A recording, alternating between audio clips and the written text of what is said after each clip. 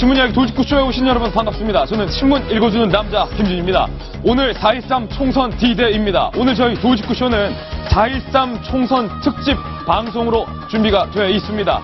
주요 지역에, 접전 지역에 이미 저희 돌직구쇼 중계 카메라와 채널A 정치부 취재 기자가 나가 있습니다. 선거 방송은 저희 돌직구쇼와 함께 해주시길 부탁드립니다.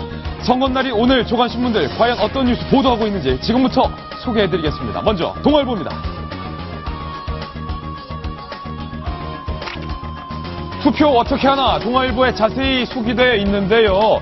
그런데 투표장에서 가능한 것과 하지 말아야 할 것들이 있습니다. 첫 번째, 기표소 내의 촬영은 금지되어 있습니다. 좀 자세히 보실까요?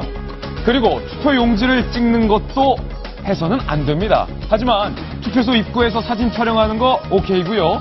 초등학생까지 투표소 동반 입장이 가능합니다. 그리고 투표소로부터 100m 이내에서 투표 참여를 권유하는 것 안 됩니다. 손가락으로 엄지척이라든지 승리의 부위라든지 이런 것도 절대로 안 됩니다. 그리고 투표소 앞에 단순 투표 인증샷은 괜찮지만 정당이나 후보자에게 투표했다면서 투표 참여 권유 내용을 인터넷에 게시하는 것은 안 됩니다. 다시 한번 말씀드리지만 특정 정당이나 후보자 지지 같은 것은 안 되지만 그런 거 없이 후보자와 함께 찍은 인증샷은 인터넷에 올려도 괜찮습니다. 여러분의 소중한 한 표 오늘 꼭 반드시 행사해 주시길 부탁드리겠습니다. 다음 신문입니다. 이번에 한국일보입니다. 오늘 선거에서 변수가 되는 것이, 의외의 변수가 되는 것이 바로 소개가 되고 있는데 봄비입니다. 지금 비가 부슬부슬 내리고 있습니다. 오전 투표율이 역대 투표율과 비교해서 조금 떨어진다라는 내용도 지금 선관위에서 들어와 있는데 오늘 총선을 맞아서 봄비와 미세먼지가 조금 예고돼 있습니다. 투표율에는 현재 비상이 걸렸다는데 우리 시청자 여러분들, 우리 국민들의 수준을 뭘로 보고 한국일보 이런 기사 썼습니까? 비 와도 미세먼지 있어도 투표하시리라 믿습니다. 다음 신문입니다. 이번엔 조선일보입니다. 이제 선거가 끝나면 새로운 사람들이 국회의원 배지를 달 것이고 국회의원 배지를 반납해야 하는 사람도 있을 것이고 국회의원 배지를 한 번 더 다는 사람도 있을 것이고 그런데 국회의원 금 배지 알고 봤더니 금이 아니라 은 배지더라. 저는 몰랐습니다. 99% 은으로 만들어지고 겉에만 살짝 도금이 된 거라고 하네요. 금 배지도 아닌데 이거 한번 차겠다고 치열하게 선거 기간 동안 싸우는 거 보면 딱하다는 생각도 들기도 하는데 어쨌든 그건 그거고 투표는 투표입니다. 다음 신문입니다. 이번엔 경향신문입니다. 내일 아침 어떤 신문을 받아보시겠습니까? 경향신문이 오늘 일면에 내일자 헤드라인들을 예상해서 4가지 보도하고 있는데 잠시 후 저희 돌직구쇼에서 공개해드리겠습니다. 다음 신문입니다. 이번엔 한겨레 신문인데요. 돌리면 나옵니다.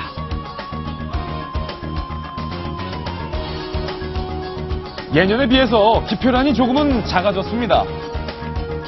함께 보실까요?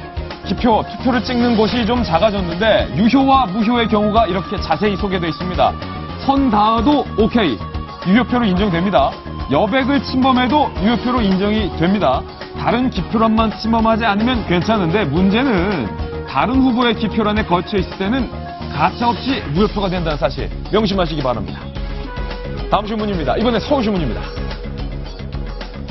역대급으로 분주했던 이번 4.13 총선의 결정적인 순간들을 꼽아보라면 여러분들은 어떤 순간을 꼽겠습니까? 서울신문에서는 버텼다, 튀었다, 날렸다, 쪼갰다로 꼽았는데 버텼다, 선거 결정을 여야 의원들이 버텼다, 튀었다, 김무성 대표가 옥새 들고 튀었다, 날렸다, 더불어민주당에서 32% 컷오프를 날렸다, 쪼갰다, 그럼에도 불구하고 국민의당이 창당되면서 야권이 분열됐다. 서울신문이 4가지 키워드로 4.13 총선의 역사적인 순간들을 짚어봤습니다. 다음 신문입니다. 이번엔 중앙일보인데요. 역시 돌리면 나옵니다. 중앙일보입니다. 선거를 앞두고 신인류가 등장했습니다. 다름 아닌 선거트랄로피테쿠스. 저는 처음 들었는데 선거 더하기 오스트랄로피테쿠스. 두 개를 합친 말이 선거트랄로피테쿠스인데요. 선거 때만 되면 최경환 의원, 문재인 의원 등등 유권자들 앞에서 무릎을 꿇는다. 마치 퇴화한 오스트랄로피테쿠스처럼 선거 때만 되면 겸손해지는 국회의원들을 콕 집어 비꼰말. 선거 트랄로피테쿠스. 중앙일보의 기사 오늘 참 흥미롭습니다. 선거날입니다. 투표가 시작됐습니다. 주요 정치인들도 이른 아침부터 투표장을 찾았습니다. 저희 돌직구쇼 중계 카메라가 이재호 후보와 안철수 후보의 투표 장면을 포착했습니다. 직접 한번 만나보시죠.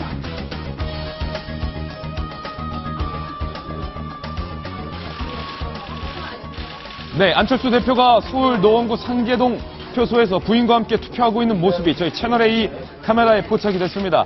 안철수 대표 비교적 덤덤한 모습으로 부인과 함께 이른 아침에 이제 투표를 하고 있는 모습인데, 안철수 대표 덤덤하지만 표정이 밝습니다. 뭔가 국민의당이 과연 30석 돌파할 수 있을 것인가라는 미션을 앞두고 있는 상황에서 안철수 대표가 부인과 함께 노원구 상계동에 투표하는 모습이었고요.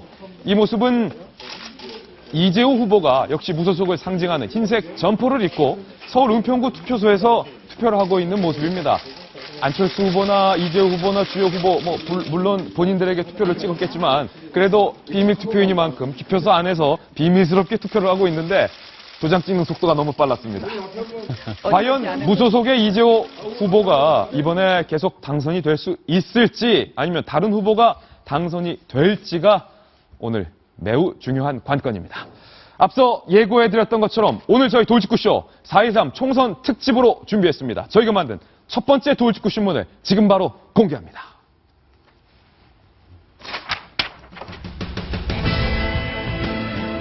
(4.13) 심판의 날이다.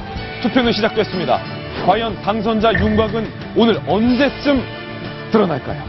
동아일보 논설위원인 정성희 위원님, 비도 오고 미세먼지까지 끼었다고 하는데 우리 시청자들, 특히 돌직구쇼 시청자들은 정치 수준이 높으시기 때문에 다들 투표하시리라 믿는데 당선자 윤곽 몇 시에 나옵니까? 당선자 윤곽이 10시쯤 나온다고 합니다. 밤 10시? 예. 낮에 투표하시고 낮잠 좀 주무시고 오늘 올해 최대 이벤트죠. 예. 흥미진진한 승부는 10시쯤 가리겠지만 그 막판까지 접점인 그런 지역구는 12시쯤 돼야 될 것 같아요. 저는 이게 축구나 이런 승부보다 더 재밌더라고요. 예. 10시에서 11시 사이는 거의 다 나올 것 같습니다. 예. 10시쯤 당선자가 윤곽되는데, 이계지 전 의원님, 예. 17대, 18대 때 한나라당 국회의원으로 당선되셨고 예. 의정활동하셨는데 선거날에 이제 아침 일찍 이재호, 안철수 의원도 투표했는데 투표하고 나서 하루 종일 심정이 좀 어떻던가요?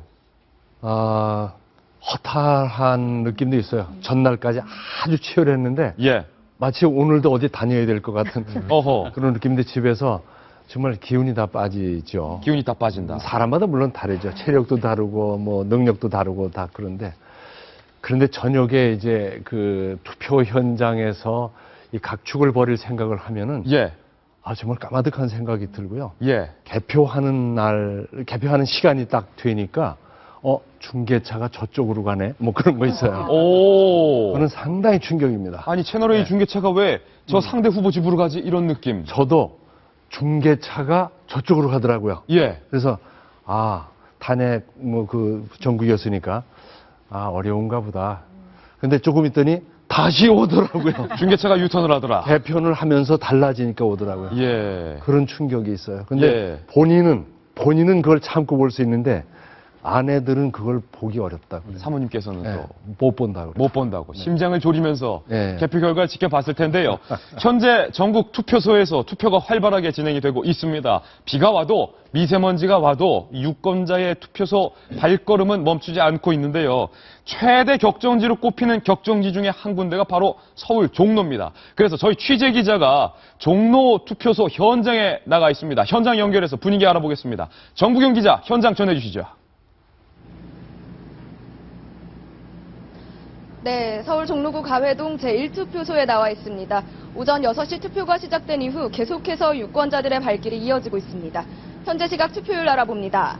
오전 9시 기준으로 전국 현장 투표율은 6.7%로 나타났습니다. 지난 19대 총선 당시 같은 시각 현장 투표율 8.9%보다는 낮습니다. 오후 1시부터는 사전 투표율을 반영한 수치가 발표되는데 19대 총선 최종 투표율 54.2%를 넘길 수 있을지 주목됩니다. 후보들도 속속 투표장에 모습을 드러냈습니다.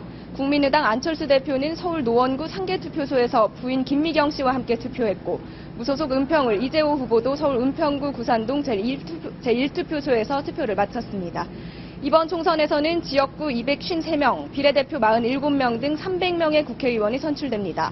투표는 전국 1만 3,800여 개 투표소에서 저녁 6시까지 이어지고 당선자 윤곽은 개표가 빨리 진행된 지역을 중심으로 밤 10시부터 드러날 전망입니다. 지금까지 서울 가회동 제1투표소에서 채널A 뉴스 정부경입니다. 네, 정부경 기자 고맙습니다. 우리 정부경 기자도 새벽부터 나와서 지금 종로 투표소에서 현장 분위기를 열심히 취재하고 있습니다. 저희 돌직구쇼에서 앞서 예고해드렸던 것처럼 오늘 4.13 총선 특집 방송이기 때문에 각 접전지, 현장 분위기 등등의 중계차 연결 등이 준비되어 있으니까 끝까지 저희 돌직구쇼와 함께해 주시길 부탁드리겠습니다. 투표율 얘기가 나와서 말인데요. 전국을 포함해서 서울을 포함해서 전국 주요 지역의 투표율이 현재 중앙선관위로부터 저희 돌직구쇼 부조정실에 속속 데이터들이 들어오고 있습니다. 과연 도시별로 현재 시간 투표율이 어떤 경향을 보이고 있는지 만나보겠습니다. 함께 보시죠.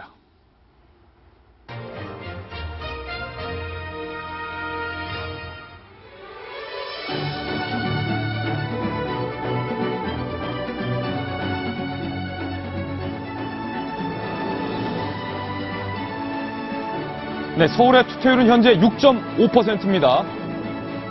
그리고 부산인데요. 투표율 8.1%의 높은 비율을 보이고 있습니다. 이어서 대구입니다. 7.4%. 과연 무소속 이길 것인가, 진박 이길 것인가. 투표율 인천인데요. 7.4%입니다. 19대 때는 총 51.4%의 투표율을 보였고요. 광주로 가보겠습니다. 7.4%로 비교적 높은 투표율 현황을 보이고 있습니다.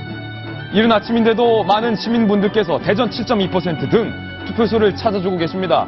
다시 한번 감사의 말씀 드립니다. 아직 투표 안 하신 분들은 서둘러 투표소로 발걸음을 이동해 주시기 바랍니다. 울산은 7.5%고요. 네, 세종입니다. 6.3%. 이해찬 후보가 컷오프 되면서 무소속으로 출마를 했는데 과연 이변은 있을지요. 경기는 6.8%. 19대 때는 52.6%의 총 투표율을 기록했습니다. 투표율 강원입니다. 8.9%. 이계진 전 의원님의 지역구이기도 하네요. 부지런하죠. 역시 강원 1등입니다. 충북 6.9%. 그리고 충남입니다. 7.6%의 현재 시각 투표율을 기록하고 있습니다. 네, 그리고 전북입니다. 8.0%. 비교적 높은 수치의 투표율을 보이고 있고요. 이번에는 전남으로 가보겠습니다. 6.8%입니다. 그리고 경북인데요. 투표율 6.6%. 첨성대가 아름답습니다. 저희 채널A 선거팀에서 3D로 구현하고 있는 투표율 현황입니다. 경남 6.9%. 거북선이죠? 돌하르방이 있는 제주에선 6.9%, 19대는 54.7%의 총 투표율을 기록한 바 있습니다. 전국 투표율 현재 시간 7.1%를 기록하고 있습니다. 2016 4.13 총선 특집 방송은 저희 채널A와 돌직구쇼와 함께해 주시길 부탁드립니다. 윤태곤 실장님, 투표율, 전국 투표율 지금 보고 계신데 지난번 총선 때 선거 때와 비교해서 결코 낮지 않은 투표율입니다. 약간 낮은데요. 예. 날씨 탓이 있는 것 같습니다. 그리고 전국적으로 지금 일기예보가 오후부터 개어진다라고 하니까 뭐 오후부터 조금 늘어날 것 같고 특히 이제 수도권 같은 경우에는 전통적으로 아침 시간이 좀 낮은 편입니다. 아까 이계진 위원님 말씀하셨지만은 강원도 분들은 부지런하신데 서울 사람들은 약간 늦잠을 자는 모양입니다. 예. 이제 전반적으로 올라갈 것 같고 한 1시 이후가 되면은 예년에 비해서 어느 정도가 되는지 이게 좀 윤곽이 잡힐 것 같아요. 그래서 지역별로 투표율이 높낮이에 따라 가지고 어느 쪽이 이제 유불리가 갈리는데 제가 조금 보면은 항상 전통적으로 호남 예. 지역은 투표율이 높거든요. 강원도하고 항상 높은데 이번엔 또 경쟁 구도까지 있지 않습니까? 그렇기 때문에 더 높아질 것으로 보이고 대구 같은 곳도 그렇습니다. 이번에는 투표율이 높아질 것 같아요.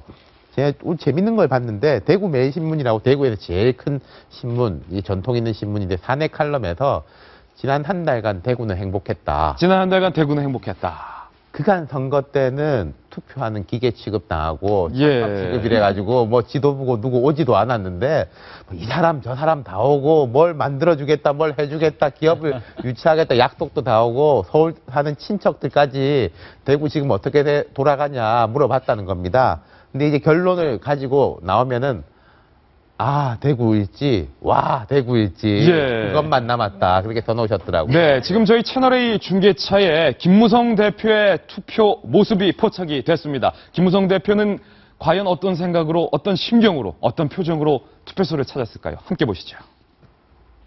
네, 실시간으로 전해드리고 있는 저희 채널A 돌직구쇼 함께 해주시기 바랍니다. 김무성 대표가 조금 전 투표소를 찾아서 지금 본인의 신분증을 맡기면서 김무성 대표인지 다 알지만 그래도 주민등록증 꼭 가져가셔야 됩니다. 투표 용지를 받아서 기표소로 향하고 있는 그런 모습입니다. 청바지에 검은색 편한 점퍼 차림으로 비교적 편안한 모습으로 기표를 했어요. 기표소에서 도장을 찍고 운동화 이제 차림이네요. 운동화에 투표함에 나서고 있는 그런 모습인데 김 대표의 부인이 사실은 김무성 대표의 지역구에서 김 대표 대신 선거 유세를 했는데 약간 부상을 좀 당하셨나 봐요. 목발을 짚고 있는 모습인데 아직 발목 쪽에 부상이 다 완쾌되진 않은 것 같은 모습입니다. 김무성 대표 비교적 편안한 모습으로 조금 전 투표를 완료했습니다. 네, 전날까지 요새를 동반하며 얼굴이 좀 부어있는 모습인데요. 피곤이 있어갖고 올해가 아마 전국 지금까지의 득표율 중 최고의 득표율이 아닐까 하니까 참 감사한 마음은 되지만 그럼에도 불구하고 전 좀 소승적이라 이왕이면 돌직구쇼 끝나고 가서 투표하셨으면 좋겠습니다. 물론이죠. 우리 네. 또 돌직구쇼 너무 지금까지가 그래갖고 좀 불안한 거예요. 우리 역시 임윤선 변호사님께서 아주 날카로운 지적. 아직은 좀 비가 옵니다. 미세먼지도 조금은 심합니다. 네, 그렇습니다. 돌직구쇼 끝나고 시사 인사이트까지 보시고 투표장 가시면 더 좋겠습니다. 저희가 근데 예. 한 표가 얼마나 소중한가 실제 있었던 일인데 경기도 광주 네. 3표 차로 당선된 분이 있었죠. 야, 예. 한 사람에 세 표 차. 근데 나중에 억울해서 이렇게 제소했는 다시 개표하자 했는데 한 표가 더 늘어났던가 그런 식으로 제가 된 끝났는데 거예요. 만약에 나를 좋아하는 사람이 3표 차인데 4명이 더 가서 투표를 했다. 그럼 바뀔 수 있는 거예요. 예. 여러분의 한 표가 그렇게 소중한 거라는 생각을. 선거날을 앞두고 이렇게 한 표가 중요한데 각 당 대표들이 과연 마지막 지지 발언 뭐라고 말했을지 궁금한데 돌직구 신문을 통해서 만나보시죠. 오늘 밤 누구는 웃을 것이고 반면 누구는 눈물을 흘릴 것입니다. 어쩌면 누구는 정계를 은퇴해야 할지도 모르고 누구는 그 자리에서 물러나야 할지도 모릅니다. 3당 대표들 과연 마지막 발언 뭐라고 말했는지 저희가 취재했습니다. 직접 들어보시죠. 국회에서 서비스 산업 발전 6정법과 노동개혁법을 통과시킬 수 있도록 야당이 더 이상 발목을 잡을 수 없도록 국민 여러분들께서 내일 선거에서 판결을 내리는 투표를 해 주십시오. 대한민국의 제3당은 성공을 못합니다. 이게 우리나라 정당사의 역사가 보여주는 겁니다. 제3당자는 것은 처음에 어떻게 태어났다가 슬그머니 여당에 흡수되는 것이 제3당의 운명입니다. 국민의당은 오만한 새누리당 지지율을 30% 밑으로 떨어뜨리고 정권을 교체할 겁니다. 야당은 어떻습니까? 힘센 박근혜 정권과 새누리당 지지 기반 무너뜨릴 용감한 도전은 하지 않습니다. 동네 조폭과 다를 바가 뭐 있습니까? 각 당의 대표들이 목이 쉬었어요. 선거 유세 때문에. 근데 조폭 얘기도 나오고 살벌합니다, 임 변호사님. 네, 양당 대표가 아주 무거운 발걸음에 마지막 힘을 짜내서 격전지를 지원 유세를 나갔습니다. 네. 김무성 대표가 택한 곳은 수도권이었습니다. 수도권 수원부터 시작을 해서 이제 노원을 거쳐 갔는데요. 여기에서 이제 마지막으로 끝까지 주창한 부분은 바로 새누리당이 안보를 책임질 것이다, 경제를 책임질 것이다, 일자리를 내놓을 것이다, 이런 부분에 주로 주력을 했습니다. 그러면서 물론 상대 당에 대한 비판도 서슴지 않았는데 그에 대한 주로 더민주당에 대한 비판은 바로 운동권 정당이다. 운동권 정당이 발목을 잡게 하지 말아달라. 운동권 정당 심판론. 네, 바로 이제 이것을 내놨습니다. 여기서 잠깐 이제 재밌는 부분은 이제 조전혁 후보를 지원할 때였네요. 조전혁 후보가 정교종 후보랑 싸우느냐고, 정규조 교사들이랑 교사랑 싸우느냐고 신세를 조질락말락하는 그런 사람. 예. 월급도 다 빼앗기고 마누라에게 안 쫓겨나는 게 다행인 사람. 예. 실제로 벌금 많이 냈어요. 네, 근데 1억 냈죠. 이런 말이 좀 화제가 됐더라고요. 예. 다음으로 김종인 대표를 한번 가볼까요? 김종인 대표가 택한 곳도 역시 수도권이었습니다. 격전지로 꼽히는 용산을 갔습니다. 용산도 가면서 역시나 이제 각 당에 대한 상대 당에 대한 비판을 했는데요. 마지막은 또 자기가 데려온 진영 후보를 챙겼군요, 김 대표가. 그렇죠. 그럼요. 그리고 이제 진영 후보를 지원하면서 새누리당에 대한 비판은 바로 무엇이 이제 경제를 생각한다면은 새누리당은 오직 재벌밖에 생각 못하는 당이다. 우리 당을 선택해서 새로운 경제 규칙을 만들자라고 해서 자신이 주장하는 경제 민주화를 다시 한번 주창했습니다. 예. 관심이 가는 부분은 근데 국민의당에 대한 비판이 귀에 쏙쏙 들어오더라고요. 국민의당에 대한 비판 뭐라고 말했습니까? 제3당은 소멸된다. 이른바 제3당 소멸론. 네, 제3당은 스물스물 사라지더라. 여당에 사라지든 여당에 흡수되든 야당에 예. 흡수되든 결국은 사라진다. 그렇게 말했습니까? 스물스물 사라질 것이다. 나는 운명이라고 해서 마지막까지 자신의 특기인 독서를 끝까지 펼치고요. 예. 그러자 안철수 대표, 이제 안철수 대표 그냥 당하고 넘어가는 사람 아니지 않습니까? 강철수죠. 안길동이죠. 강철수죠. 양당 심판론을 이야기하면서 한 당은 오만하고 한 당은 무능하다라고 이야기를 했는데 여기까지는 원고에 있었던 얘기고요. 네. 마치 그 김종인 대표의 비판을 의식했던 원고에 없는 이야기를 했는데 소멸할 것이다. 이에 대한 대답은? 바로 그것이 정작 힘이 센 박근혜 정권과 새누리당의 지지 기반을 무너뜨릴 도전도 하지 않으면서 예. 우리에게만 뭐라고 하는 저 당은 동네 조폭 수준이다. 동네 조폭을 만들었어요. 귀에 쏙쏙 들어오는 단어를 하면서 지원 유세를 나섰고 예. 마지막지 유세는 바로 노원병에서 아름답게 마무리하셨다고 합니다. 본인의 지역구 마지막에 찾았는데 김병민 주연님, 싱크탱크 여의도연구원 소속이셨으니까 각 당 대표들의 마지막 발언 속에도 뭔가 전략이 담길 것 같은데 하나하나 보면 흥미롭습니다. 김무성 대표는 운동권 정당을 심판해야 된다라는 메시지를, 김종인 대표는 제3당은 스멀스멀 사라질 것이다. 안철수 대표는 더불어민주당이야말로 동네 조폭이다. 네. 이게 어떤 전략인가요? 일단은 공통점은 결국 마지막 하루 남은 시점에서는 집토끼를 잡아야 됩니다. 이제 더 이상 새로운 사람들을 끌어들일 여력은 없고 투표장에 갈까 말까 고민하고 있는 네 사람들을 확실하게 챙겨서 투표장에 갖고 가는 게 제일 핵심입니다. 예. 김무성 대표가 얘기했던 얘기, 운동권 정당은 절대 안 되라고 했던 거는 아마도 무소속을 겨냥한 발언일 확률이 꽤 높습니다. 그러니까 새누리당의 공천파동에 실망해서 무소속으로 뛰어나간 사람들의 당선 가능성이 굉장히 높거든요. 예. 하지만 그럼에도 불구하고 마지막까지 운동권 정당을 막기 위한 새누리당의 힘을 실어내라는 읍소 전략으로 보인다라는 생각이 들고요. 김종인 대표는 결국 할 수 있는 얘기가 딱 한 가지죠. 여당의 지난 8년의 경제 심판론을 가지고 얘기하는데 김종인 대표 같은 경우는 공격해야 될 대상이 두 가지로 갈리다 보니까 약간 힘이 분산되는 경향이 있는 것 같아요. 네. 여당도 때려야 되는데 더 중요한 거는 국민의당을 때려서 국민의당으로 가는 표를 내 쪽으로 끌고 와야지만 이길 수 있거든요. 예. 특히나 수도권 선거에서. 그 약간의 힘이 좀 분열되는 것 같고 국민의당 입장에서는 늘 나왔던 얘기들처럼 두 당을, 양당을 싸잡아 비판하는 양비론으로 중도에서 소위 말한 무당파, 아직도 선택을 못한 사람들이 있다라면 그 사람들의 표를 끌어내고자 하는 전략인 것 같은데 예. 다만 아쉬운 거 한 가지는 결국은 마지막까지 내가 뭘 하겠다가 아니라 너는 안 되거든요. 너는 안 돼. 그래 앞으로 20대 총선, 20대 국회에서 4년 동안 해야 되는 세 당에 내가 뭘 할 것인가의 메시지를 조금 더 멋있고 가치 있게 보여줬으면 어땠을까 하는 바람도 좀 남는 아쉬운 대목입니다. 아쉬운 대목도 남는다. 지금 말씀드리는 순간 역시 격전지 중에 한 군데입니다. 서울 종로에서 오세훈 후보가 투표하는 그림도 저희 채널A 중계차에 포착이 됐습니다. 종로로 한번 가보겠습니다. 네, 오세훈 후보 부인과 함께 종로 투표소의 모습을 드러내고 있습니다. 마지막 공개됐던 여론조사 결과가 상대 후보인 정세균 후보와 굉장히 초접전 양상을 보였기 때문에 종로도 안심할 수 없다. 그러니까 새누리당 고위 관계자의 전언이었는데 과연 오세훈 후보 웃고는 있지만 무슨 생각을 하고 있을지 굉장히 궁금합니다. 조금 전 이계진 전 의원께서 한 표 때문에 당락이 갈린 케이스도 있었다라고 말씀하셨는데 이번 종로도 어떻게 될지 모르겠어요. 모르죠. 근데 저 웃고 있는 거는 승리의 자신 것보다 카메라만 있으면 웃어요. 카메라만 있으면 웃는다. 그래서 웃는 거죠.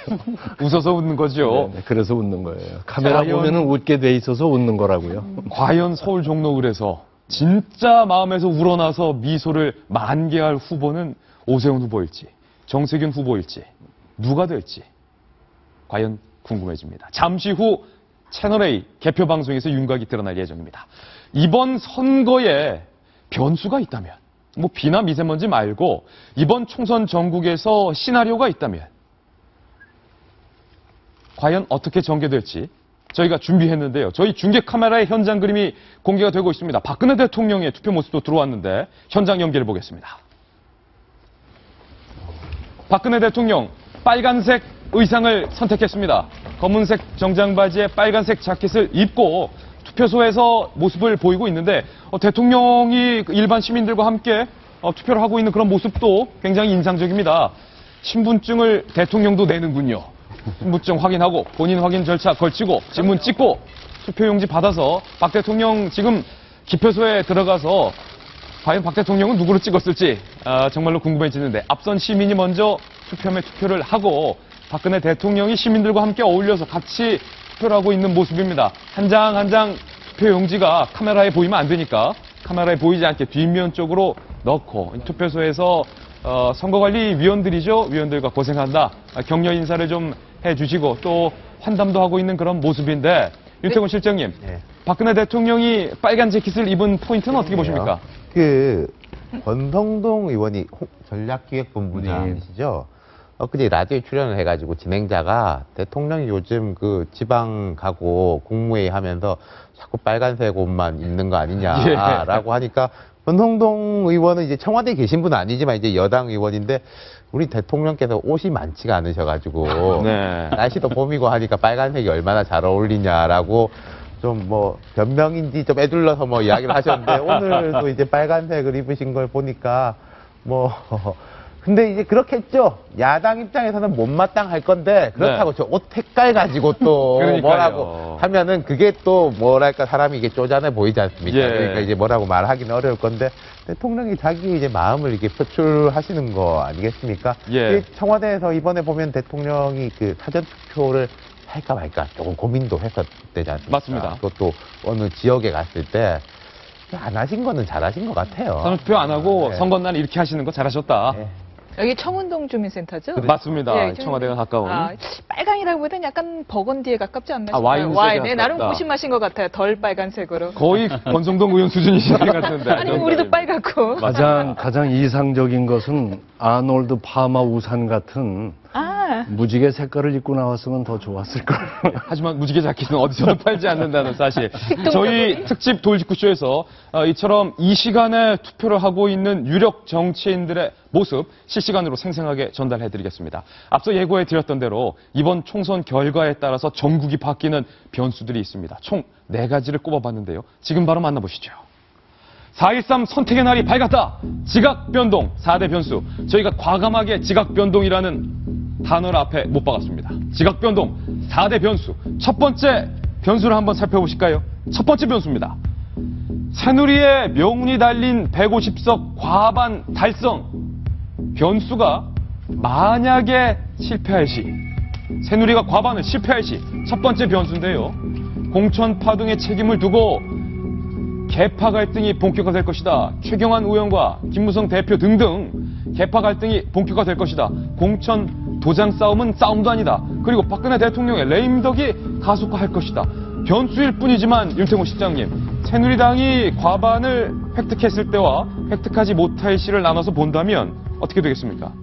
저는 일단 가능성은 매우 낮다고 보고요. 근데 과반을 달성하더라도 요 같은 내용은 전개가 될 수 있습니다. 예컨대 새누리당이 지금 이게 좀 높게 보는 쪽에서는 한 170석 나올 거다라고 보고 낮게 보는 쪽에서는 한 145석, 25석 정도의 이제 폭으로 보는데 이렇게 가정을 해보죠. 새누리당에서 이제 뭐 친박, 진박 논란이라든지 유승민 원내대표 논란이 없었다면은 오늘 받아드는 성적표보다 무조건 좋은 성적표를 받았을 겁니다. 네. 그 건이 없었다면은 그것 때문에 깎아먹고 가는 거는 모두가 인정하는 바이거든요.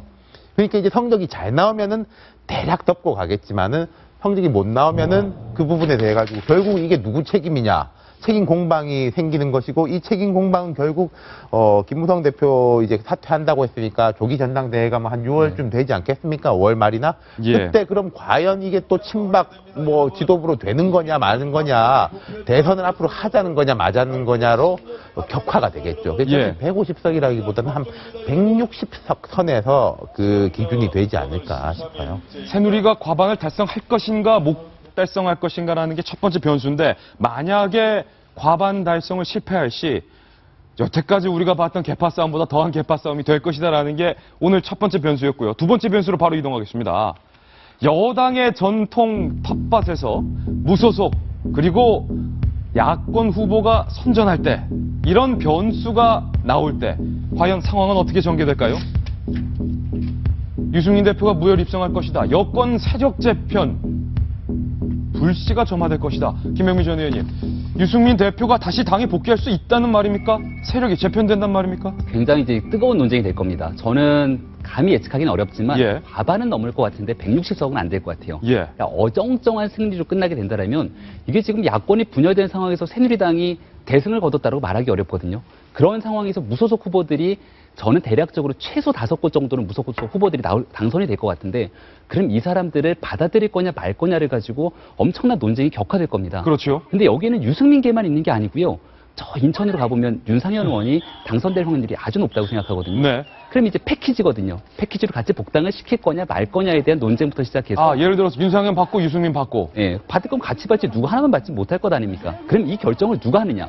김무성 대표는 손 털고 나갈 거거든요. 대표 중 물러나겠다. 물러나니까 이제 그 상황에서 이런 논쟁들을 가지고 그대로 전당대회까지 이어지기 때문에 결국은 개파 간의 알력 다툼이 더 심해질 수밖에 없을 거다라는 나름의 전망들이 나오는 것 같습니다. 그런데 최경환 의원이 내가 죽어도 무소속 의원들 복당 안 받겠다 이렇게 말했잖아요. 그런 과정에서 만약에 대구에서 여기까지 단 한 번도 그러니까 야당에게 접은 적이 없고 또 무소속에 준 적도 별로 없는 상황에서 여기에 만약 지금 한 5자리 이상 거의 대구가 12자리죠. 12자리 한 절반 가까운 데밖에 새누리당이 확보하지 못한다라면 이 책임은 누가 집니까? 굉장한 책임론이 그러니까 최경환 의원이나 친박계 의원 같은 경우는 새누리당 전체 의석의 과반 확보냐 아니냐의 문제가 아니라 TK 지역 전체에서 과반 확보냐 아니냐의 문제. 예. 이런 것들이 굉장히 큰 변수로 떠오르기 때문에 쉽게 내가 안 받아 이렇게 얘기하기는 좀 어려운 상황이다. 1번, 2번이 연동되는 거고 예를 들어서 무소속이 약진한다고 가정을 한다면 그 대구 경북의 민심이 그걸 이게 준엄하게 판단을 내린 거지 않습니까? 네. 근데 그 사람들을 복당 안 시켜준다면은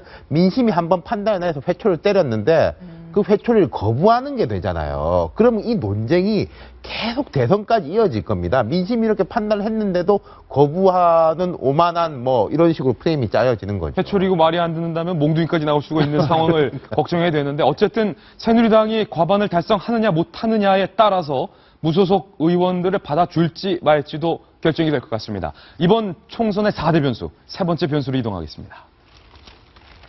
이번에 야권 보겠습니다. 더불어민주당이 야권의 심장으로 전통적으로 불렸던 호남을 뺏긴다면 정말 4대 변수 중에서 최대 변수가 될 가능성이 있는데 과연 더불어민주당이 야권의 심장을 뺏기면 국민의당이 야권 내 주도권 싸움에서 유리한 고지를 점령할 것이다. 그리고 안철수 대표의 대권도 순항할 것이다. 라는 조심스러운 예측이 오늘 조간신문에 보도되고 있는데 정성현 의원님, 과거 집권 여당 말고 제1야당이 호남의 민심을 뺏긴 채 끝까지 갔던 적이 있었습니까? 제 기억은 없었던 것 같아요. 없었죠. 바꿔 말하면 국민의당이 대선 가도에 순풍을 달았다고 보면은 거꾸로 더민주는 이제 완전히 빨간불이 켜졌다라고 네. 볼 수 있는 거죠. 호남에 지난번에 말씀드렸지만 지난번 19대에서도 지난번 대선에서 91%를 문재인 대표한테 몰아줬는데 문재인 대표가 정권 교체에 실패했습니다.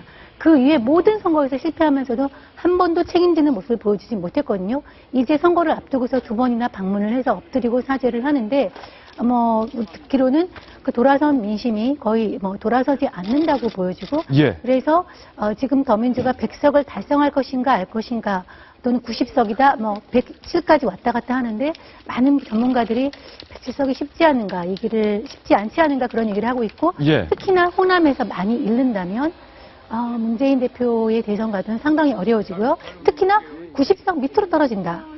80석 가까이 된다. 그렇게 되면은 정계 은퇴도 아마 고려하는 그날 시나리오가 나오는 것 같습니다. 정성희 의원이 방금 말씀하신 부분, 이 세 번째 변수에 사실은 정당의 운명뿐만 아니라 문재인 대표의 정치적 생명도 걸려 있다고 봐도 과언이 아닌데 호남을 2번 찾은 문재인 전 대표가 이렇게 말했습니다. 만약에 광주에서 이계진 전 의원님, 호남에서 우리 더불어민주당에 대한 지지를 철회한다면 바꿔 말해서 우리가 호남으로부터 지지받지 못하면 저 대권 후보에서도 물러나겠다. 정계 은퇴하겠다. 이렇게 말했어요. 네.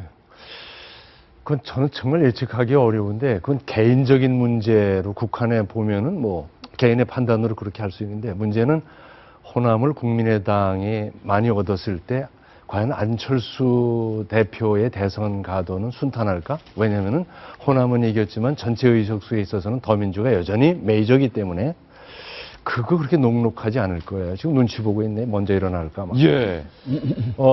이 결과에 따라서 어떻게 된다는 거 지금 예측들 하고 있지만은 막상 결과가 나온 다음에는 우리가 예측한 것이 얼마나 아니었던가 하는 것을 느낄 경우도 있을 거라고 생각해요. 끝까지 반전이 있다. 예, 그렇죠. 봐야 됩니다. 반전의 반전. 바로 그 부분인데. 대선 가도에 이제 파란불이 저 누구냐 안철수는 뭐 파란불, 문재인 빨간불이란 거는 대권에 대한 빨간불, 파란불이 아니고요. 그 후보가 되는 과정에 대한 거니까 말하자면 예선 1차 예선에 대한 이야기겠죠. 지금 구체적으로 한번 이렇게 여쭙겠습니다. 만약에 호남에서 국민의당이 20석 이상을 가져갔다. 가정하에. 그러면 문재인 대표로서는 사실상 야권의 심장 호남의 지지를 받지 못한 건데 본인이 약속했잖아요. 정계 은퇴하겠다. 그럼 은퇴하는 겁니까? 글쎄, 저는 쉽지 않을 걸로 보입니다. 오늘 중앙일보에 예. 보면은 문 대표의 이제 측근으로 꼽힌 이호철 전 민정수석의 이제 짧은 코멘트가 나와요. 지금 대선 지지율 1위를 달리고 있는 문재인 대표가 이번에 뭐 정치권을 떠나게 되는 사태가 발생을 한다면은 그 15% 이상 되는 문재인 전 대표를 지지하는 세력이 이 사태를 야기할 쪽에 마음을 주지 않을 것이다. 쉽게 말하자면은 문재인이 어려워진다 해가지고 이 표가 안철수한테 안 간다. 이런 이야기인 거거든요. 그러니까 예. 문재인 전 대표 같은 경우에 승부수를 던진 게 이제 대통령이라든지 이런 식으로 표현하자면 재신임을 묻는 거지 않습니까? 결국은 호남에서 다시 한번 내가 당신들이 이제 선택을 안 한다면은 정치 그만두겠다. 이 말은 호남에다가 내가 좀 마음에 안 들지만은 대권주자 1위고 이만한 사람이 부족한데 지금 이 카드를 완전히 날려버릴 거냐라는 압박을 가하는 점도 있는 거거든요. 압박하고 있는 거군요. 그렇죠.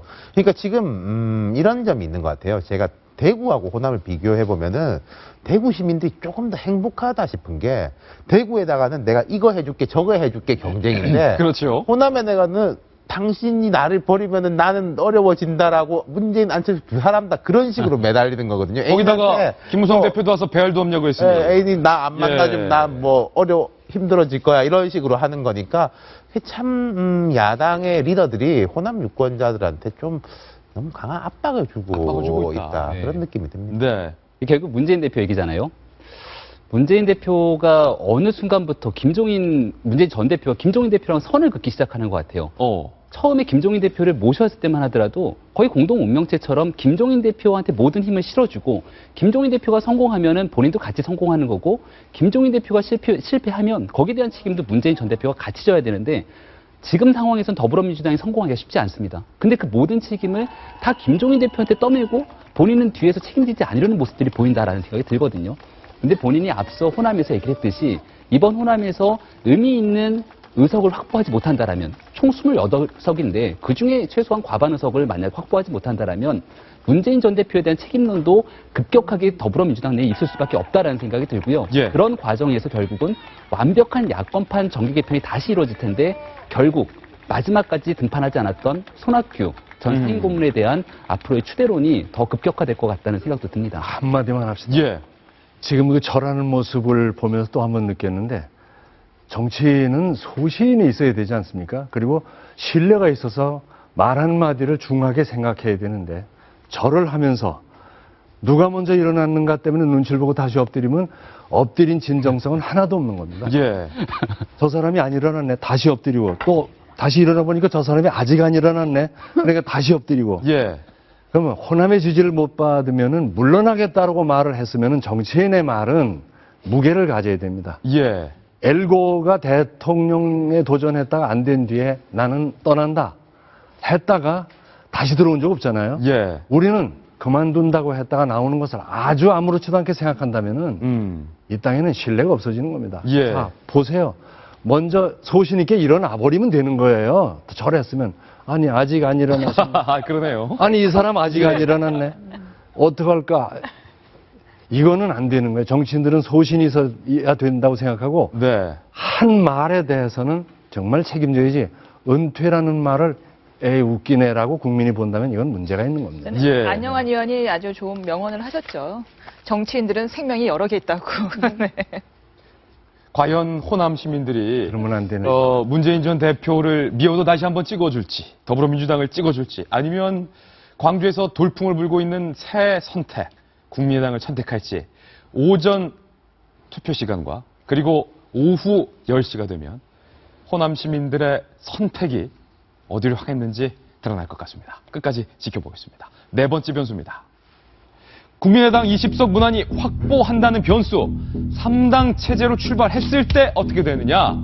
법안의 심판자 역할을 하면서 의석수 이상의 정치적인 영향력을 행사할 것이다. 만약에 이게 혹여 새누리가 과반을 못 얻는 것과 맞물려 돌아간다면 정성희 위원님, 제3당의 캐스팅 보터로서의 역할, 국회 주도권 역할이 더 커질 것 같아요. 캐스팅 보터 역할을 과소평가하면 안 되죠. 네.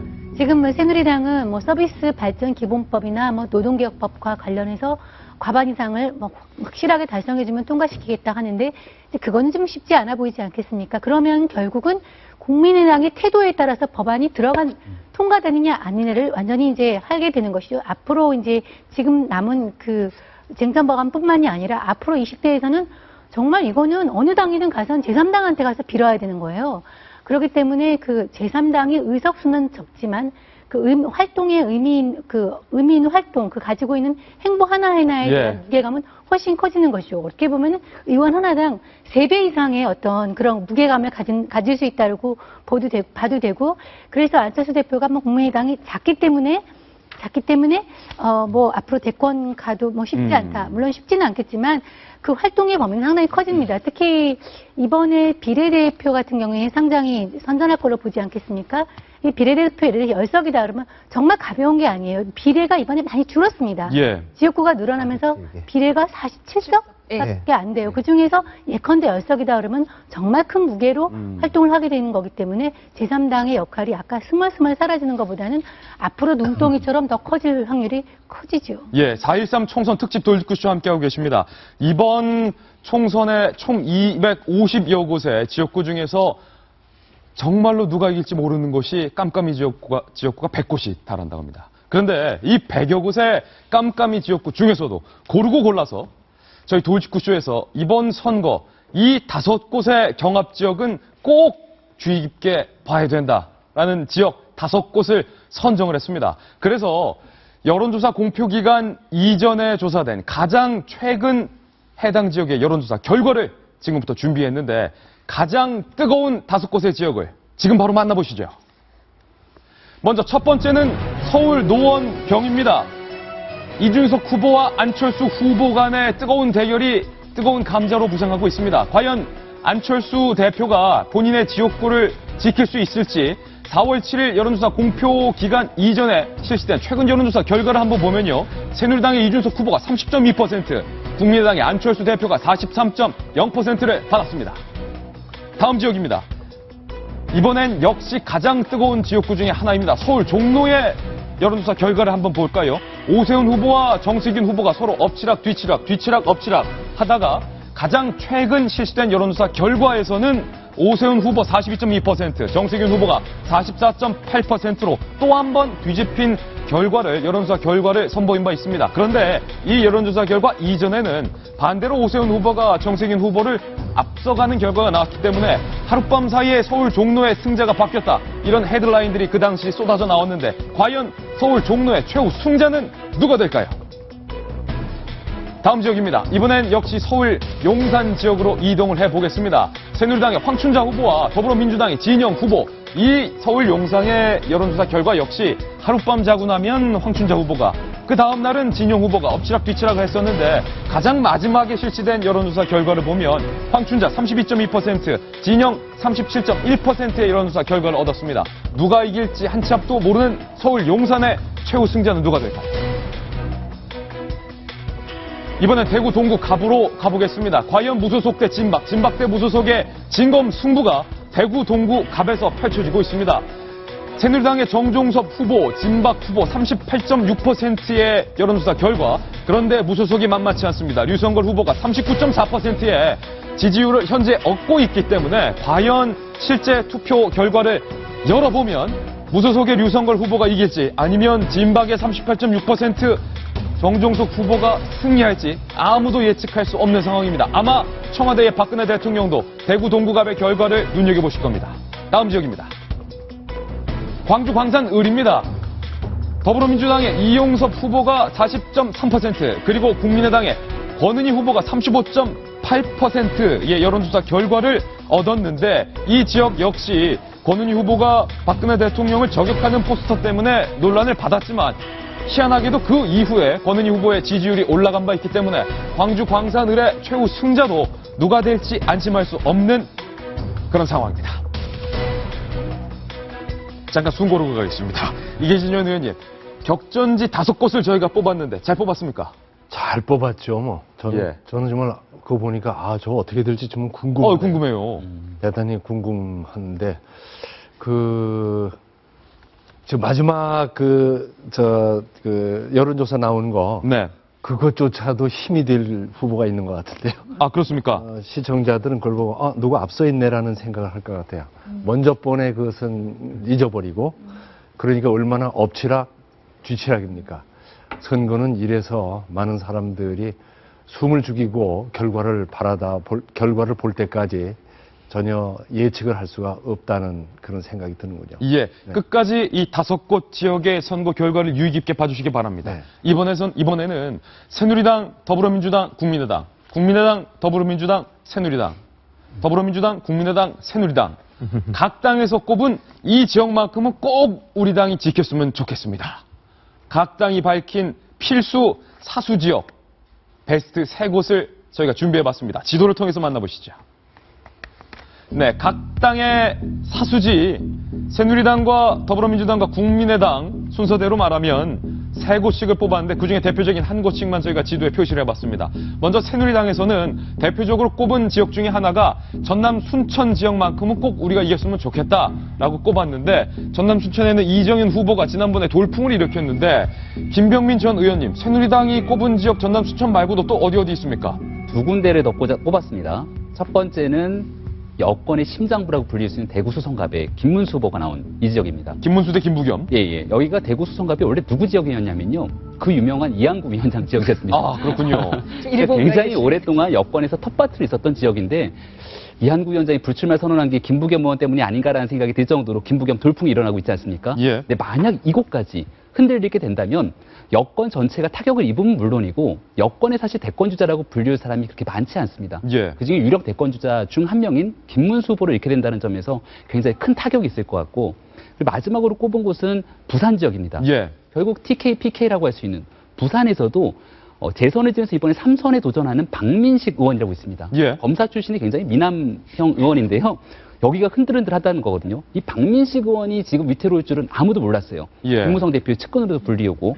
근데 이런 부산의 북강서 갑이 흔들리면 그 옆에 있는 그 연제구 쪽에 저기 장관님이 갑자기 생각이 김희정 장관까지도 흔들흔들할 수 있기 때문에 이러면 새누리당 텃밭 지역이 정말 말 그대로 굉장히 위태로워질 수 있기 때문에 여기만큼은 반드시 사수를 해야 된다. 그리고 예. 이정현 의원 지역은 여기는 진짜 의미가 있는 지역이니까 꼭 가져왔으면 좋겠다. 이런 예. 3가지 포인트가 있는 것 같습니다. 새누리당이 반드시 사수해야 하겠다고 밝힌 지역 전남 순천의 이정현, 대구 수성갑의 김문수, 부산 북강서갑의 박민식 3구역을 뽑았는데 이번엔 더불어민주당으로 가보겠습니다. 더불어민주당에서도 역시 3곳의 지역구를 반드시 사수하고 싶다 희망을 밝혔습니다. 그중에 대표적인 곳이 바로 전주병의 김성주 후보를 꼽았는데 정성희 위원님, 더불어민주당이 꼽은 전북 전주병 이외에도 지금 김성주 후보가 정동현 전 고문과 겨루고 있는데 또 어느 곳을 뽑았습니까? 서울에 2곳인데요. 예. 하나는 정치 1번지라고는 종로에서 오세훈 후보하고 정세균 후보가 맞붙는 데서 꼭 이겼으면 좋겠다. 여기선 여야가 그동안 계속 이렇게 번갈아서 했던 지역인데요. 오세훈 후보가 굉장히 낙승할 것으로 생각을, 그런 여론조사가 나왔는데 막판에 정세균 후보의 추격이 굉장히 급속도로 올라가고 있다는 그런 얘기 많이 네. 오늘 여론조사도 그렇게 나왔죠. 결국은 이제 관건은 오세훈 후보는 저기서 이기게 되면 뭐 지금 현재 차기 대선 후보 중에서 2위를 달리고 있습니다. 새누리당 내에서는 김무성 후보에 의해서 뭐 유력한 대선 주자로 발돋움을 하는 것이고요. 정세균 후보도 사실은 아무도 기억 못하지만 대선 후보 출마했었습니다. 선언을 했었습니다. 아, 그랬죠, 참. 근데 그렇다고 예. 지금 뭐 대선 후보자가 되는 건 아니지만 거기에서 저지를 한다는 그 의미가 있고 결국은 적극적인 투표층이 얼마나 나오느냐 정말 투표율에 달려있는 것 같습니다. 저기는 정말 관심 있게 봐야 될 것 같고요. 또 한 곳이 강남입니다. 더불어민주당이 꼽은 격전지 꼭 사수해야겠다. 강남을. 예, 강남을인데요. 강남이 이번에 쪼개지면서 병이 생기지 않았습니까? 예. 그런데 강남을에서 전현희 후보하고 그다음에 이종훈, 김종훈 이제 새누리 한미 후보가. FTA 현직 의원이고 FTA의 주역인 한미 FTA 협상의 주역인 김종인 후보가 맞붙고 있는데요. 저도 강남에서 그 더불어민주당 후보가 가능성이 있어 하고 봤더니 이게 쪼개지면서 예. 강남의 핵심이라고 할 수 있는 대치동이 빠지고요. 좀 저소득층이 많이 사는 세곡동이 들어왔습니다. 그래서 해볼 만한 걸로. 해볼 만한 게임이다. 만약에 여기서 더불어민주당이 이기면은 여당의 강남 불패 신화가 처음으로 깨지게 되는 것입니다. 예, 그래서 더불어민주당이 꼽은 반드시 사수해야 할 세 곳은 서울 종로의 정세균, 강남을의 전현희, 전북 전주병의 김성주를 꼽았습니다. 이번에는 국민의당이 꼽은 반드시 사수해야 할 지역 세 곳을 살펴보겠습니다. 국민의당이 세 곳 꼽았는데 그중에서 대표적인 곳이 바로 서울 관악갑의 김성식 후보 지역을 꼽았습니다. 아무래도 이 녹색바람 수도권에서도 좀 이어갔으면 좋겠다라는 의미로 서울 관악갑의 김성식 후보를 꼽은 것 같은데 윤태곤 실장님, 관악갑 말고 또 어디를 꼽았습니까? 인천 부평갑의 문병호 의원 자리, 그리고 안산 상록을의 김영환 의원 자리입니다. 셋 다 수도권이죠. 이게 이제 공통점이 뭐냐 하면은, 이렇게 수도권에 어필하는 모습을 볼 때, 호남에서도 이제 국민의당, 여기 믿을만 하구나, 수도권에서 통하구나라는 이제 느낌을 줄 수 있다는 거죠. 그리고 이 한 명 한 명을 보면은 의미가 있어요. 일단 관악갑부터 보면 지역이, 관악이란 지역이 호남세가 제일 만나는 곳이거든요, 서울에서. 그래서 이 관악갑의 김성식 전 의원은 부산 출신이지만은 이 호남세를 어떻게 이제 연착륙시킬 수 있는가의 리트머스 시험지가 되는 거고, 또 하나 김성식이라는 인물을 봐야 된다는 겁니다. 지금 국민의당의 주력 세력, 주력 현역 의원들의 편제를 보면은 거의 사실 호남 민주당 출신이지 않습니까? 그럼 안철수의 이제 새정치가 퇴색이 됐다 이런 이야기를 많이 봤는데 그 새정치를 상징할 수 있는 인물이 딱 바로 이제 김성식 전 의원이라는 거죠. 부산 출신의 이제 합리적 개혁, 개혁적 보수, 중도로 해가지고 여야에서 두루두루 저 사람 참 괜찮은 사람이다라는 평가를 받는 사람. 새누리당 출신이잖아요. 그렇죠. 예. 예. 그리고 손학규 전 지사의 또 부지사였기도 했고 손학규 전 대표 같은 경우에는 직접은 안 나오지만은 측근을 보내가지고 도와주는 자리 중에 하나가 이제 김성식 전 의원 자리거든요. 예. 여러모로 상징성이 있기 때문에 김성식 전 의원이 국회로 복귀한다면 안철수 대표로서는 아주 큰 도움이 될 겁니다. 한 명 이상의 가치를 가지게 되는 거죠. 예. 그리고 이제 부평갑의 문병호 의원 같은 경우에도 마찬가지인 게 이제 수도권, 인천에 의미가 있는 것이고 또 문병호 의원이 안철수 대표가 처음 탈당을 했을 때 진짜 얼마나 따라 나올지 모를 때 탁 나는 의리의 남자다라면서 이제 나와가지고 그때 문병호 의원이 그때 이제 국민의당 지지자들이 잊지 못하는 이야기가 있는 게 야당의 국회의원으로 사느니 여당의 당원으로 살겠다는 마음으로 뛰쳐나왔다 이랬거든요. 그런 부분에 대한 의미가 있는 것이고 안산 상록을의 김영환 의원 같은 경우에는 그 김한길 전 선대위원장이 만약에 이제 여권 연대, 야권 연대 이런 이야기를 해가지고 말하자면 안철수 대표를 좀 흔들었을 때 옆에서 이제 강하게 지켜줬고 그리고 지금 오세정, 신용현, 이런 두 분을 영입하는데 과학기술부 장관 출신이거든요. 뒤에서 정말로 큰 역할을 했고 안 전 대표의 이제 후원자 역할을 할 수 있는 인물이기 때문에 이 세 지역이 지역으로 보건 인물로 보건 상당히 상징적이죠. 예, 다음 돌직구 신문으로 바로 이동하겠습니다. 만나보시죠. 투표함은 잠룡들의 판도라의 상자다. 총선 이후 파워게임이 본격화될 것으로 보이는데 과연 승자는 누구일지요? 대권 주자의 명운이 총선 후에 갈리게 될 것 같습니다. 대권 주자의 명운과 우리가 너무나도 잘 아는 유명 명화들을 절묘하게 비교했는데요. 곽정아 기자가 취재했습니다. 여야 지도부의 명운은 오늘 선거 결과에 달려 있습니다. 그들은 머릿속으로 어떤 그림을 그리고 있을까? 그림 속으로 같이 들어가 보실까요? 김무성 새누리당 대표의 경우 새누리당이 과반 150석을 넘긴다면 대권 가도의 힘을 받아 여권의 유력 대선 주자로 탄생합니다. 반면 이른바 옥새 투쟁으로 과반 달성에 실패를 하면 김 대표는 책임론에 절규할 수밖에 없겠죠. 가장 절박한 쪽은 더민주의 김종인 대표입니다. 본인이 목표로 내건 107석을 달성하지 못하면 자신의 정치적인 입지는 사라질 위기입니다. 진영, 박영선, 박범계 의원 등 이른바 김종인계와는 최후의 만찬을 해야 할지도 모릅니다. 다만 107석을 얻는다면 바지 사장 명찰을 떼고 당을 마음대로 창조할 수 있는 실제 오너로 거듭낼 수 있고 이 스스로를 대권주자의 반열에 올릴 수가 있습니다. 오히려 은근히 여유 있는 쪽은 안철수 대표입니다. 이 규모는 가장 작지만 20석 이상만 얻더라도 구섭단체가 되는 데다가 국민의당이 40석 목표를 달성하면 강력한 제3당의 깃발을 높이 들 수 있습니다. 그러나 문제는 본인 지역구입니다. 정작 노원병에서 낙선될 경우 회복하기 어려운 치명타를 입습니다.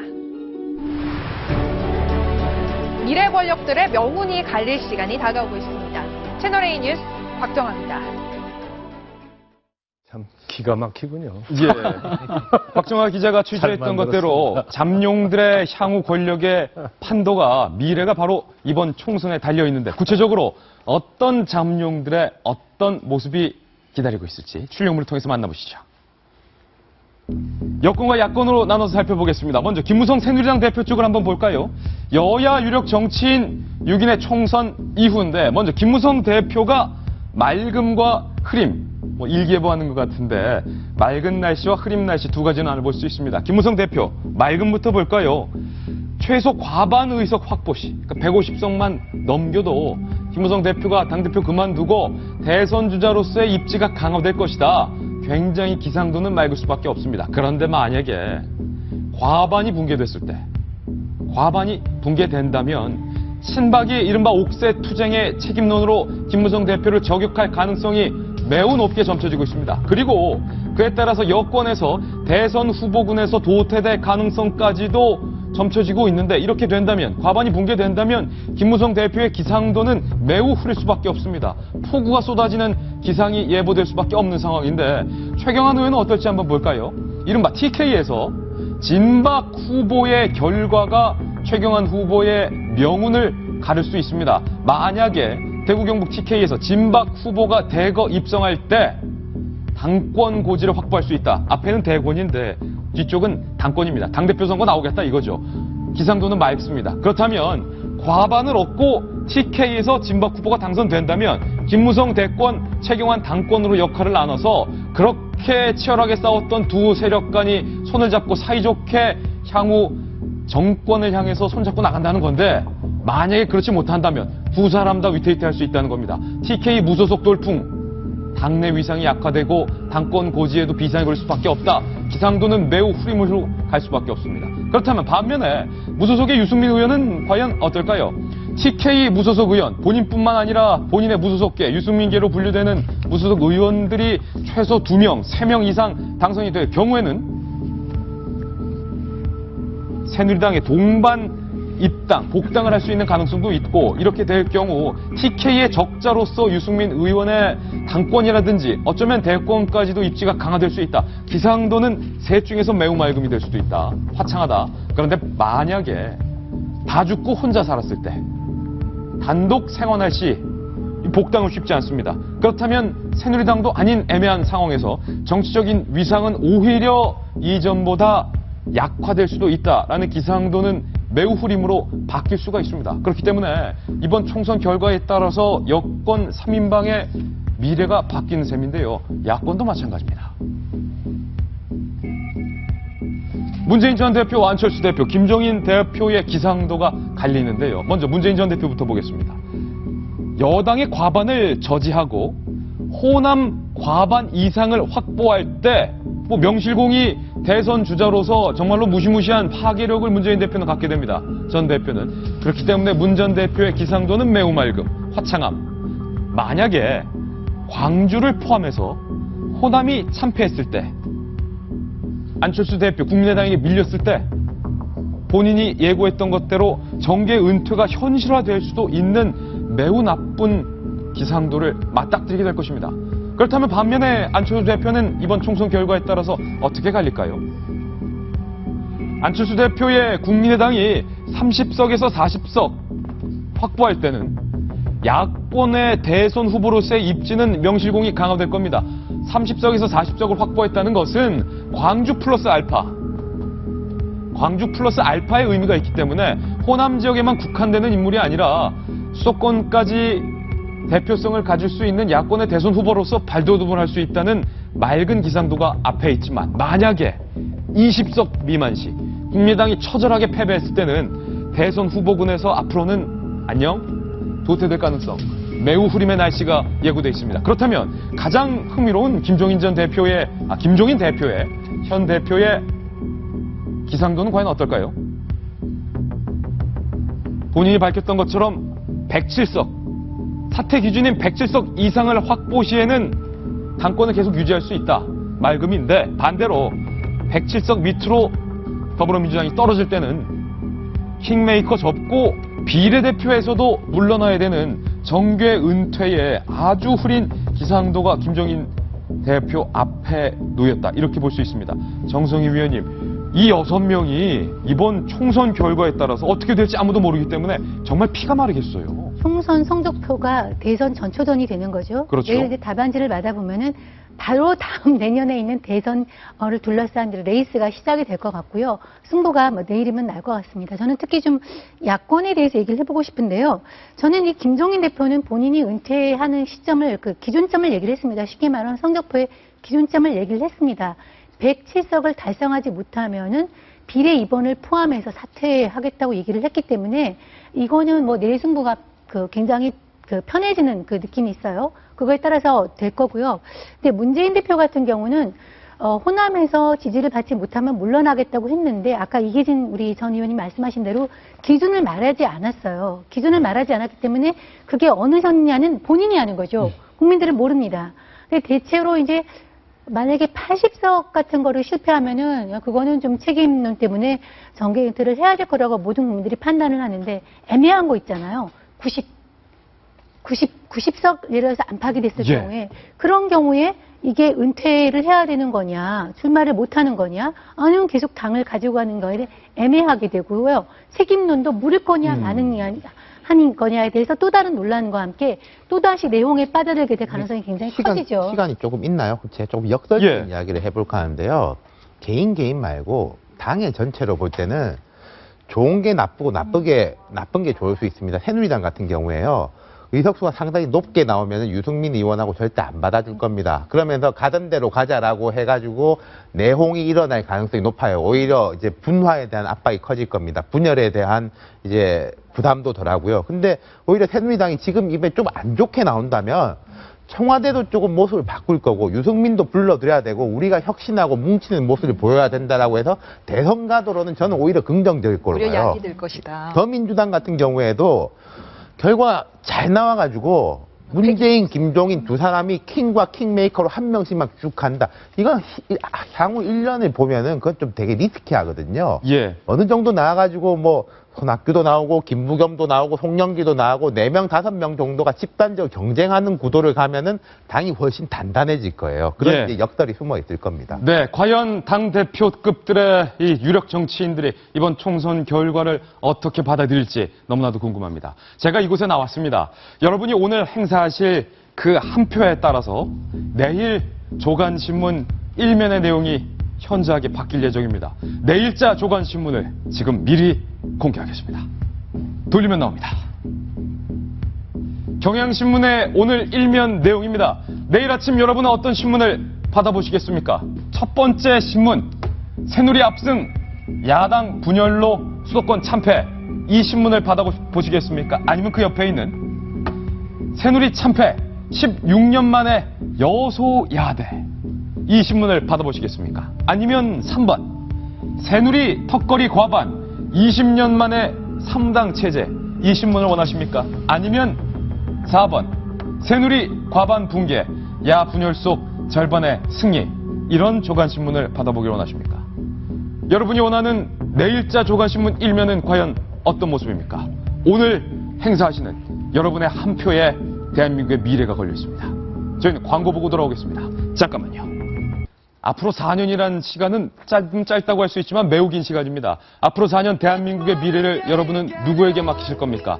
아니면 어떠한 선택도 못하고 소중한 투표권을 사장시키실 겁니까? 여러분의 한 표가 너무나도 소중한데 말입니다. 투표 안 하면 울어버릴 거야. 아주 귀여운 아기가 투표하라 413 캐치프레이즈를 이막에 딱하니 붙이고 있습니다. 귀여운 아기 울먹울먹하고 있는 모습인데 이 아이 우리 울리지 맙시다. 우리 이 민주주의 어떻게 얻은 민주주의입니까? 여러분의 소중한 민주주의 상징하는 여러분의 투표권 당당하게 행사하시기 바랍니다. 부탁드립니다. 총선 방송은 저희 채널A와 계속 쭉 함께해 주시길 부탁드리겠습니다. 저희는 내일 아침 9시에 이번 총선의 당선자 명단 들고 여러분들께 인사드리겠습니다. 내일 아침 저희 특집 돌직구쇼에서 당선자 명단 들고 인사드리겠습니다. 오늘 하루는 분명 어제보다 더 나을 겁니다. 좋은 하루 되십시오. 고맙습니다.